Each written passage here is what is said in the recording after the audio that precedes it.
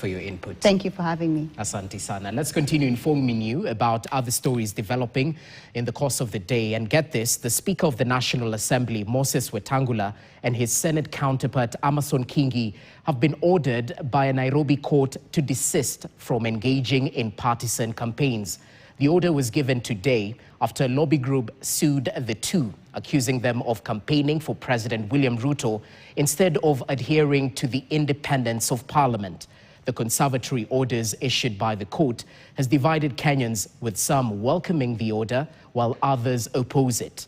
Will the two speakers honor the court orders? Ian Keitani with the details. The two House speakers are no strangers to controversy. This time around, they are facing a suit over the partisan engagement in politics, where they have been openly campaigning for President William Ruto. This is contrary to expectations that they will observe neutrality as Speakers of the National Assembly and the Senate. Some Kenyans have welcomed this court order on the grounds it will instill neutrality of the Speaker's position. Tunakubaliana na mahakama kwa sababu hawa watu wako neutral na hawafai kuegemea upande wowote. Na tunaona ya kwamba kila mahali wanaenda wao wanapigia serikali tepe wakisema two term. Sisi tunashangaa.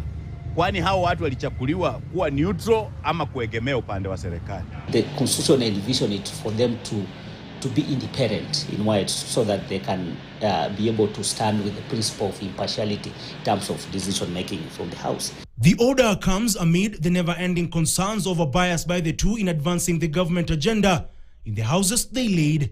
The two are accused of openly campaigning for President William Ruto, yet they are expected to lead Parliament in oversighting the executive. Political commentators argue that while the concerns suffice, the big concern should be about their conduct in running the day-to-day business in their respective legislative houses. Kenyans, in my view, should be asking is Moses Wetang'ula neutral when presiding over the business of the National Assembly? That should be the conversation.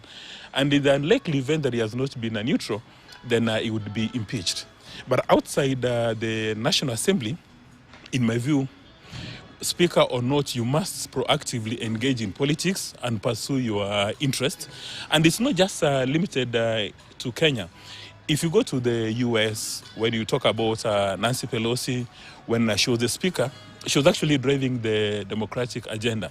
And speakers all over the world, the first thing is they are politicians. So you cannot stop them from engaging in politics. With the National Assembly Speaker Moses Wetang'ula deemed a seasoned politician and an astute ground mobilizer, questions abound over how detrimental the orders will be to President William Ruto's re-election bid if he disengages from partisan politics.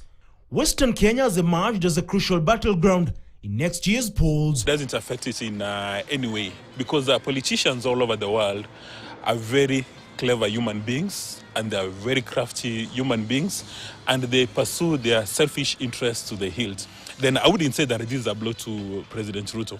It puts Ruto, in terms of his planning for 2027, at a very risky state. His addition that he have to make, or it will force him to forgo Wetang'ula and look for other people from Western that can match the level of the mobilization of Moses Wetang'ula. Political analyst Agustino Monde argues that although the duo might decide to appeal once the case is heard and determined, could prove detrimental with the elections on the horizon. A lot is at stake in terms of the credibility of this government with respect to disobeying court orders.